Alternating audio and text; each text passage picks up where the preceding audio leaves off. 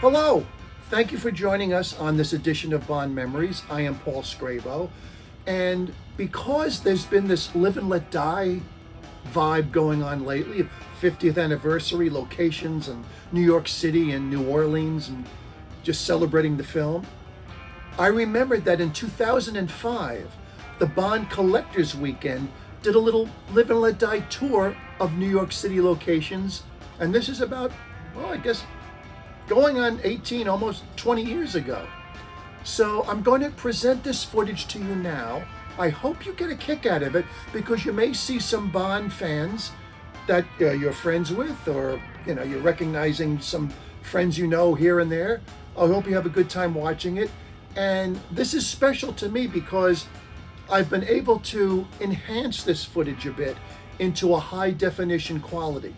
So even though this footage is 17, 18 years old, before high definition was the norm in recording video, I think this footage looks pretty good. You tell me what you think.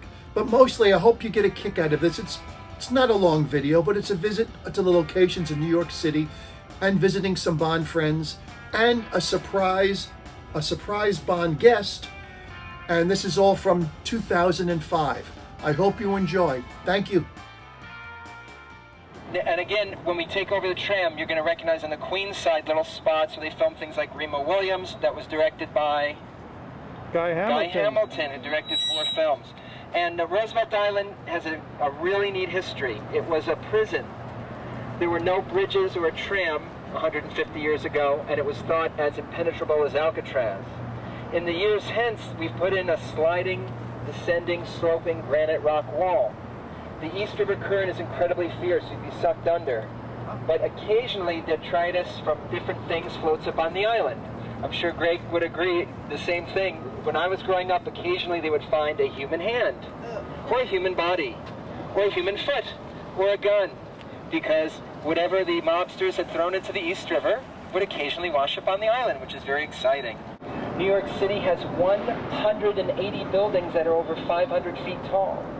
I reside in Florida now, and Tampa has 3 buildings over 500 feet tall. Miami has 4 buildings. New York City has 180 buildings over 500 feet tall, and 20 buildings that are 750 feet tall. But they have only this much room. As opposed to Chicago is a close second, and of course those are the king and queen of skyscraper cities, but even Chicago only has 120 buildings that are over 500 feet tall. And you're getting a great look at the cityscape. Underneath the bridge on that side, which is now moved over here, was a recreation center, and that was the tennis center at Seinfeld, where they beamed the tennis girl in the head with a tennis ball. And that was also one of the famous domes that collapsed, and now most domes are concrete domes. Those are luxury apartments in the Brown Building. That very tall building, one of the tallest in the city, is the City Corps, or was the City Corps Center, with the famous Dan and Yogurt commercial, where the guy's eating Dan and Yogurt all calmly, and then he's on the roof of the solar panel. So if you walk back just a few feet there, you can get some pretty good shots of the UN building, and you're on a site that most New Yorkers have never been to. Manhattan curves away because Manhattan gets wider and wider as you go towards downtown. You can see buildings there. And you'll see the 3 bridges that dot the East River, the Williamsburg, Manhattan, and Brooklyn. Yet another reason I brought you here, that's a big hospital. That's one of the biggest hospitals in the world. It's like Arkham Asylum in Batman, that's right. And if you have any other building or skyscraper questions, very wonderful. This is Sutton Place. These are some of the most expensive apartments in the city, running from 59th down to the UN building and the Plaza area, because of their beautiful views, historic building. And again, you have to understand, this is a wonderful place to take photos. Hundreds and hundreds and hundreds and thousands of skyscrapers. It's absolutely awesome. Let me tell you a little bit about the tram. We can relax for a few minutes and catch the tram. Construction costs by Bond Roll Limited of Bern, Switzerland were completed in 1976 and totaled $5 million. Today that would be well over $20 million. It's a 4.5-minute ride. It's provided trips to over 26 million passengers, including me and Greg about 8,000 times, including commuters, tourists, and students. Sorry, I'll lower the volume a bit. And the 2 cabins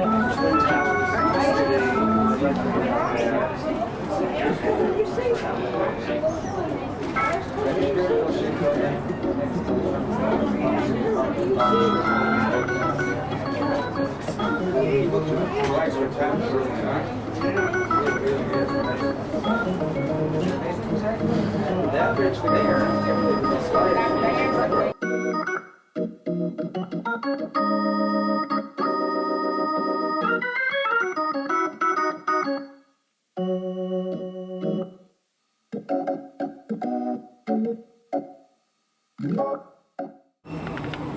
Incredible apartments and hotels and condominiums, and that building that looks like a, how would you describe it, the honeycomb on the side, the green glass with the white honeycomb, that's going to be the new Hearst World headquarters.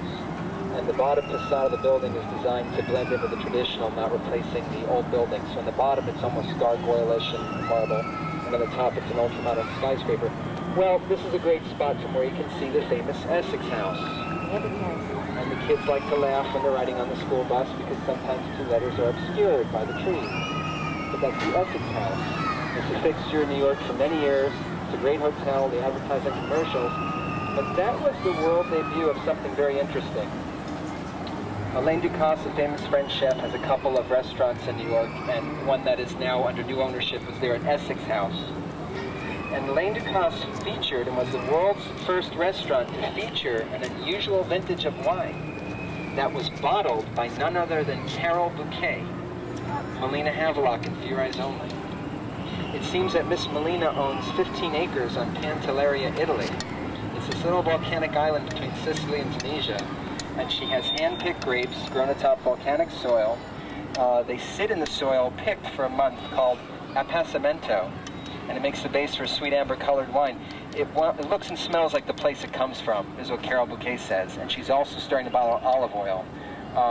And it sells in a number of restaurants in New York for $60 or $120 a bottle, depending what vintage it is. But that's what Melina Havelock is doing now, in case you're wondering.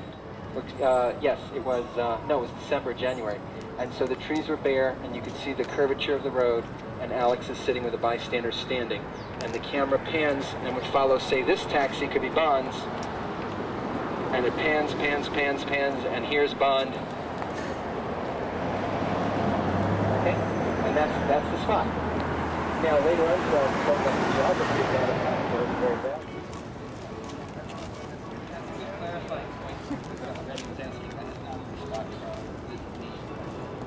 That he leaves. No, that's right.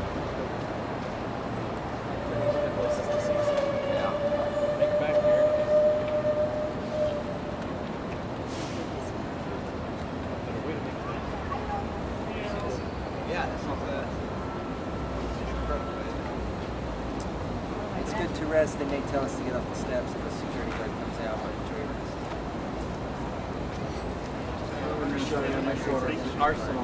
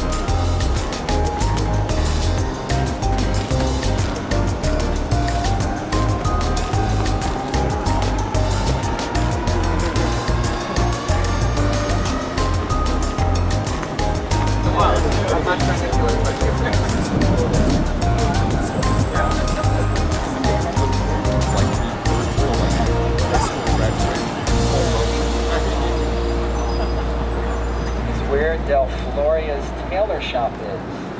Secret entrance to one of the secret entrances to the Man from U.N.C.L.E. headquarters. The Man from U.N.C.L.E. is plagued with a lot more continuity problems than even Bond. So, time to go take you in? If you watch The Man from U.N.C.L.E., the different visual clues even indicate that the U.N.C.L.E. headquarters could be in the middle of the East River underground. This is one episode. And so somewhere around here is the Fourier shop. Now go ahead and raise your hand if when you were a kid, you sent in a letter to the Uncle Command, or the United Network Command for Law Enforcement asking for employment. And they answered Lawrence and I, and we signed up. I got an official card, buddy. I got mine too. An official card. I got the book, the whole 9 yards. So this is a great day for Bond fans and also Uncle Still fans. got it. Spies. And Get Smart fans and I Spy fans. This is a great place. And again, you're right under the Holmes Tudor city that were used in Spider-Man and many That's other right. films. That's Yeah. right. Yeah.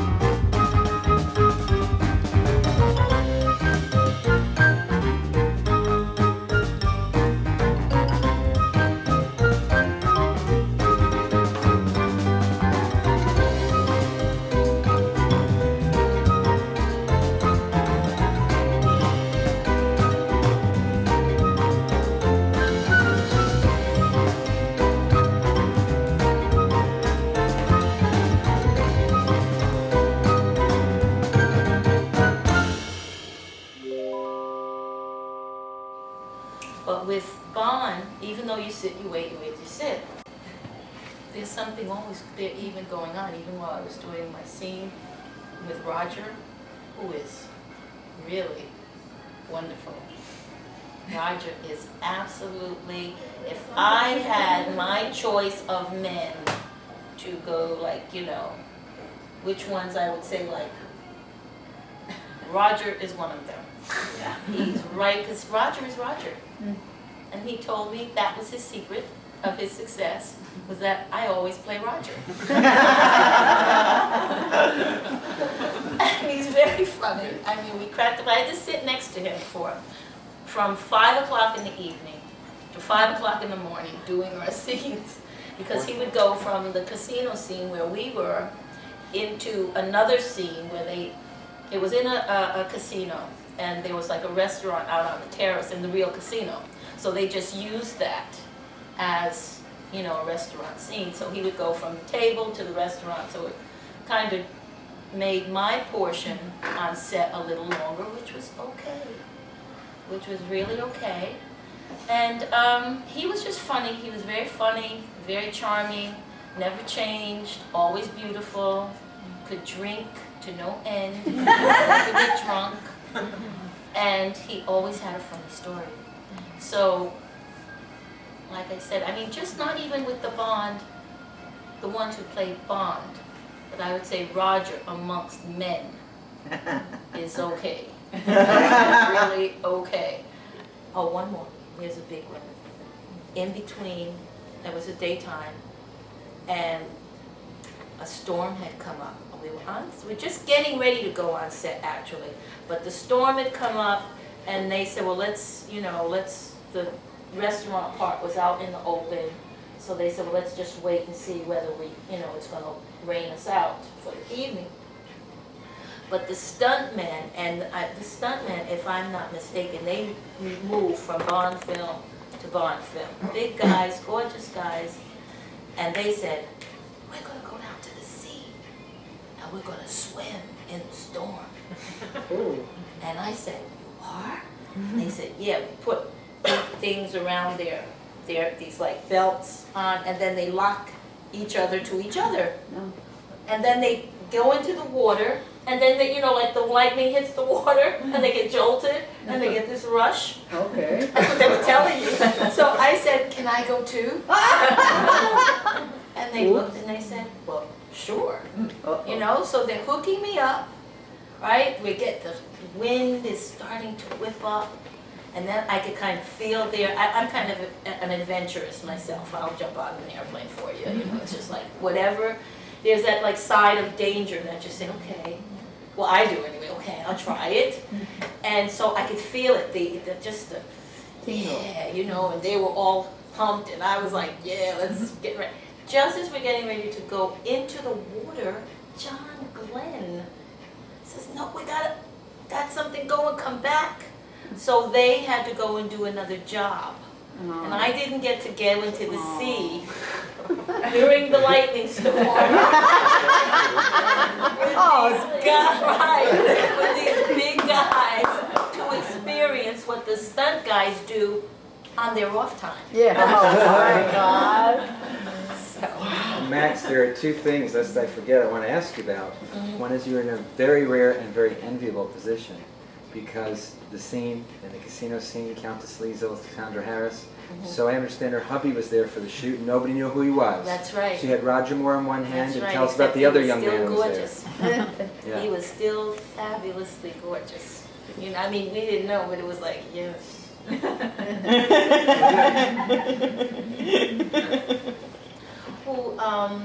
The daughter's husband too is very gorgeous.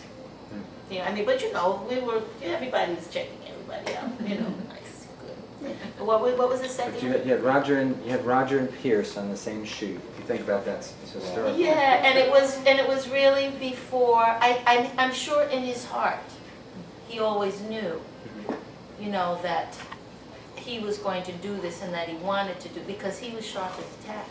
He was rival to Roger even at that time, as far as dress and demeanor goes. You know, I mean, there are just certain men that when they're gentlemen and they know that they're gentlemen and they have an interest in themselves.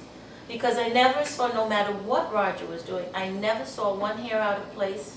I never saw, you know, the clothes ruffled or wrinkled.